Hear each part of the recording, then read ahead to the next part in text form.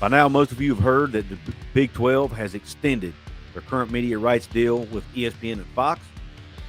I'm going to tell you how I think that impacts the Big 12 going forward, how it may impact other Power 5 conferences, and I'll break down the details of the deal per the sources I've read it from. So pull up a chair, sit back, relax, and let me serve you up this shot of top shelf college football content.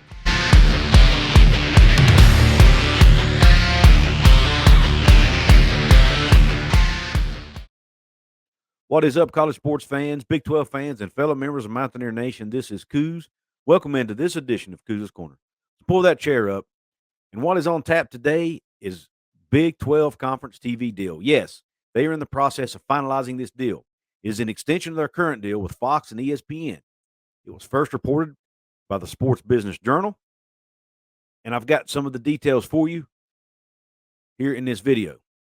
According to Sports Business Journal, the deal will be for 6 years. It's an extension through the 2030-2031 academic year. And it is worth a total of about $2.2 billion. That's billion with a B. You divide that over the course of the deal, it's about $380 million per year for the league. Now, what most of us fans are worried about is, well, how much is my team going to make? How much does each team get out of this deal? Well, if you take that $380 million, divide it out by 12, which because there's going to be 12 teams in the league, it leaves you with about $31.7 million per team per year. Now, that is actually an increase from where they are now. Right now, today, the Big 12 is sitting at around $22 million per school. This will bump them up to about $32 million. So about somewhere around a $10 million increase, $9 to $10 million increase. So that's a good thing, right? Especially considering about a year ago, a little over a year ago, we thought the Big 12 Conference may not even survive. And if they did survive, some people were projecting that they would even go back to potentially making Group of 5 conference money. Well, that is not the case. They're not only going to continue making what they are making, but are actually going to get a little bump in revenue. Won't be the bump they could have gotten if Texas and Oklahoma had stayed. So I'm not arguing that. But this is positive news, in my opinion, for the Big 12 Conference. Is it positive news for other conferences? I'll get to that in just a minute. Some more details of this deal. The deal does include Tier 3 media rights, and that came from Bob Thompson, former Fox executive, on his Twitter account. The original article from Sports Business Journal did not specify that, and the athletics version of this article said it did not include Tier 3 rights, or at least it led to you to believe it didn't. But according to Bob Thompson, he has been told it does include the Tier 3 rights. Now, that's not that big a deal because the current amount they're making, the $22 million I mentioned earlier, also includes the Tier 3 rights. So they're still getting a $9 to $10 million bump. And it appears the Tier 3 rights will remain with ESPN Plus, which every school in the league had sold their rights to do. Now, as part of this deal, as far as the programming goes, ESPN will get the top 4 games each year. Talking about football here, they will get 6 of the top 8 football games each year and 12 of the top 20 games each season on their platform of networks. ESPN will also get the Big 12 Conference football title game and the Big 12 Conference tournament basketball title game. Both of those will also air on ESPN. Now, Fox, what does Fox get in this deal? This is interesting here. This is what I think makes this such a great deal for the Big 12. Fox gets 26 football games per season for their main network and for their Fox Sports 1 network. And according to the report by the Sports Business Journal, Fox was convinced to become a part of this deal because of the parity that's currently going on in the Big 12. They like how the conference is deeper. There's not really one clear-cut favorite team to win. It creates for a very exciting television. So that really excited them and got them wanting to be a part of this deal along with ESPN and to extend their relationship with the Big 12. Now, but Fox will also get college basketball games for the very first time as part of this deal. I think that's also very important. Fox has typically not had college basketball. This puts them in that arena, and they're doing it with what I feel and what many around the country feel is the best basketball conference in America. The best college basketball conference in America, the Big 12, will be airing on Fox now. So Fox not only gets college basketball, they get the best college basketball. When you bring in Cincinnati, Houston, UCF, BYU, it's probably going to get even better and become better basketball because especially when you look at Houston and Cincinnati. I mean, Houston is basically a top 10 team right now today. Cincinnati has been a perennial top 25 team for most of their history. They've been to Final Fours. Houston's been to Final Fours. And one thing I thought of is that could that be something to entice a school like Arizona to want to join the Big 12 now? Because we all know Arizona's basketball program is top notch, one of the best in the nation. Could this deal with the Big 12 getting a lot of their basketball games on Fox to get them even more exposure, could that lead Arizona to look even harder now at potentially joining the Big 12? We've heard reports that they're looking at it by several media sources that they've considered and they are looking at and have been talking to the Big 12. Will this push them further in that direction? I think Brett Yormark may have something up his sleeve here with that one.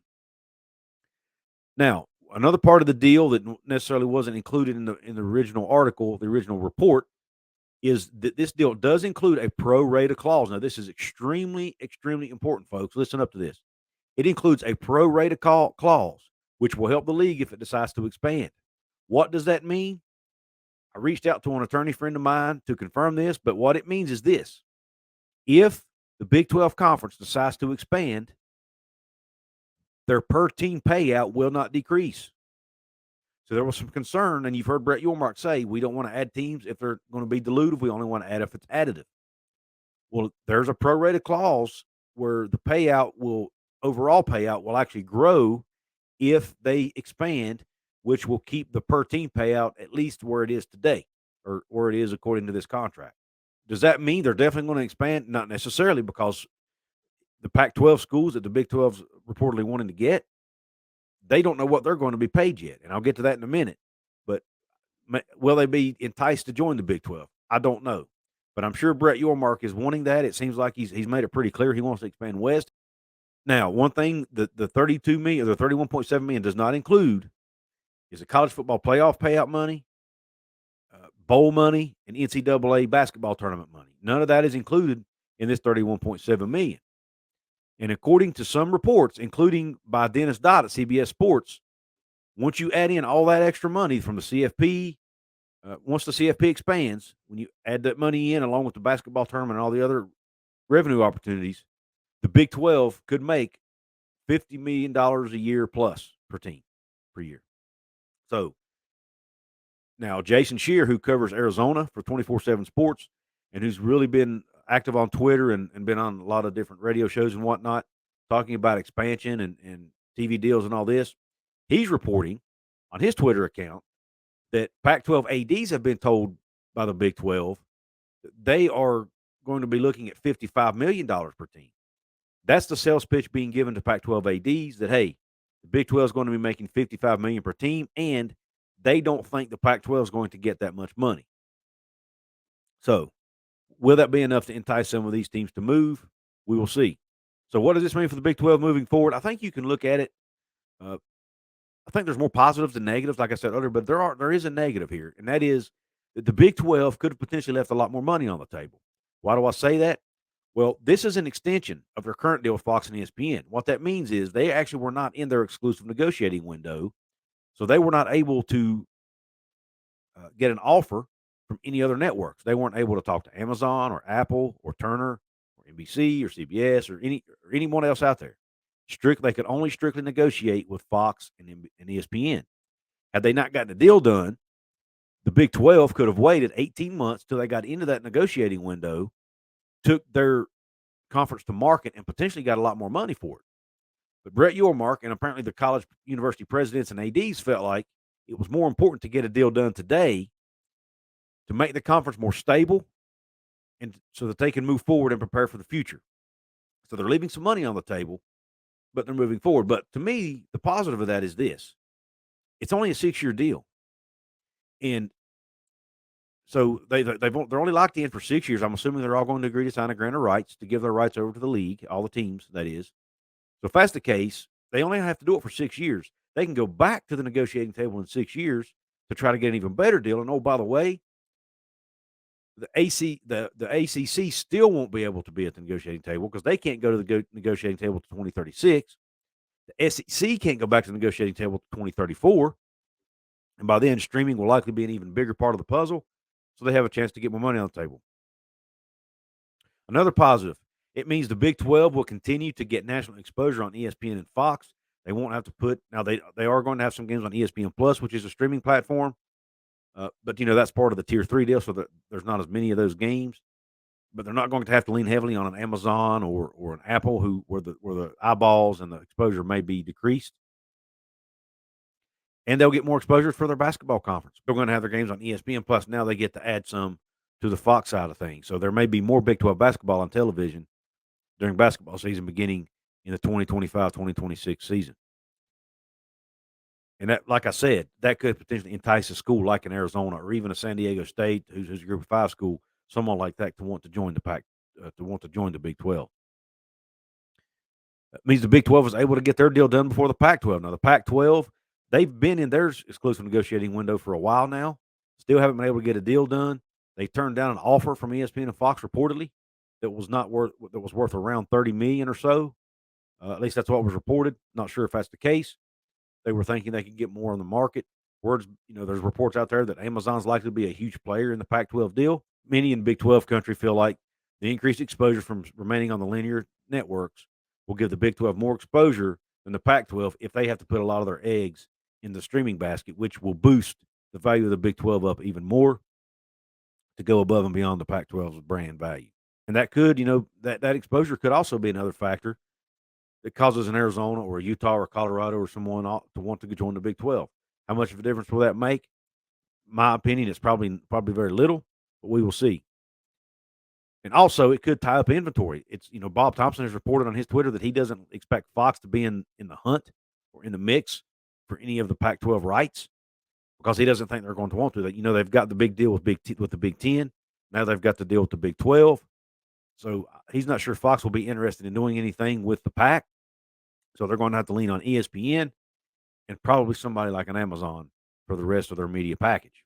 Now, what does this mean for the Pac-12 moving forward? Like I mentioned earlier, a lot of their schools could start looking around. They may feel like the Big 12 is a more attractive league now. If they can't get the deal they want, they might want to leave. A basketball school like in Arizona may find the Big 12 to be more attractive because the greater focus on basketball. The positives for the Pac-12, there actually is a positive here. This sets the market value potentially. The Pac-12, they see what the Big 12 is doing. They say, okay, we now know what the Big 12 is getting paid. So now we can make our sales pitch. We know what we're worth or what we think we're worth. And we can now put together our presentation to the networks, and we know how we can sell and what we should be worth. So it actually gives them a better idea of what to go to the table with. And one example of that is this. We can't forget, Big 12 fans, Oregon and Washington are bigger brands, at least nationally, and to the TV networks than what we have here in the Big 12. Even with Oklahoma State, Texas Tech, West Virginia, some of these larger fan bases, Oregon and Washington still get better TV ratings than those schools. And I've done videos in the past to talk about that. But what they can do is they can go say, hey, ESPN, Fox, Amazon, whoever, you paid the Big 12 $2.2 billion. Well, guess what? We've got Oregon and Washington, two brands that are much bigger than any brand they've got. These two schools play an exciting brand of football. You've got the big media market with Seattle there. Both schools have participated in the college football playoff in recent years. It is possible that the Pac-12 could end up getting a more lucrative deal than the Big 12. I know my Big 12 brethren don't want to hear that. If they do, it's probably not going to be by much. But it is possible that the Pac-12 could. Now, it's probably going to include a lot of games on Amazon, which, like I said earlier, I don't look at that as a positive for the Pac-12. But it could make them more money. If Amazon really wants to go in on college athletics and spend a lot of money, it's possible they could do that with the Pac-12. How does it affect the ACC? I'll be honest. I don't see a whole lot of positives here for the ACC because what's going to happen? Think about if you're Miami and if you're Florida State. Now, I don't know the exact amount of the ACC's TV deal, but it's my understanding those schools are also making somewhere in the 30 to 35 million range per year as part of their deal. But their deal is intact until 2036. Another 14 more years before they can make any more money, at least according to this current deal. So they're locked into those numbers. And if they see that UCF right now is going to be making 31.7 starting in 2025. Well, boom, 2031 gets here. UCF could end up getting a lot more money. Let's say UCF gets bumped up, and all of a sudden UCF's making $40 million a year, and then Miami and Florida State's still sitting there at 30 to 35, and they're two schools that have won national championships, are considered by many to be blue blood historic programs, and yet they're making less money than the University of Central Florida Knights, who were recently a G5 school. Now, I'm not saying this throwing shade at UCF. I'm just telling you that's probably the mindset of a Miami or a Florida State. And then you take a school like Clemson, they're probably looking at the same thing. Why are these Big 12 schools making so much more than us? We could go to the SEC or the Big 10 and make X, double what we're making now. Why are we stuck in this stupid ACC where we're not making much of anything compared to them? We need to be making more money. Will that cause these schools in the ACC to band together, so to speak, and say, we've got to do something? We've got to sit down with ESPN and renegotiate this deal. And if they won't do it, then we've got to find a way to blow up this grant of rights and get out of this conference. Maybe implode the conference. Maybe hold a vote, and at least 8 members vote to disband the conference, and they move away from it. Something. All of that's, those are probably long shots, but they're all possibilities that could take place as the ACC sees themselves potentially getting left behind by the other Power 5 conferences, especially schools like UCF, Houston, BYU, Cincinnati, that were just recently Group of 5 schools and will now potentially be making more money than them. If you want to support my channel financially, there are several ways you can do that. You can check out my merch store. I'll leave a link to it at the top of the description box. You can join my channel, become a member by hitting the join button right below this video. Some of the perks that come with that, for example, I recently did an interview with West Virginia great Avon Coburn, the leading rusher in West Virginia football history. That full interview is available only to my channel members. It was over a 1-hour interview. We touched on a lot of interesting topics. Talked about him coming up through high school, how he got the starting job at West Virginia, which is a very interesting story, by the way. But anyway, we talked about the West Virginia football program, the state of the program today. All of that, the entire interview is available if you're to members only. So join my channel membership. Shout out right now to my newest member, FSU45. FSU45, I really appreciate you joining my channel, becoming a member. Shout outs like that, you can get one of those as well if you join my channel, along with some other perks that you can read about when you hit the button. If you want to support me absolutely free, it's extremely quick and easy. You can like the video by clicking that like button below. Drop a comment. Let me know what you think about the Big 12's new media deal. Share this with all of your college sports loving friends. And last but not least, hit that red subscribe button. Subscribe to this channel. Hit that notification bell to be notified of future videos and future live streams. I'm trying. I have a really, really lofty goal of 5,000 subs by the end of the year. It doesn't look like I'm going to make it, but you can help me close that gap by hitting that red subscribe button below to help me achieve my goal. I'm a little over 3,800 right now, so I've still got 1,200 to go, which is a lot to do in 2 months. It's possible, but it's going to be tough, and I need your help to do it. So please share this out and subscribe. With all that being said, I really appreciate your support. I appreciate you tuning into this show. And until the next one, Q Country Roads.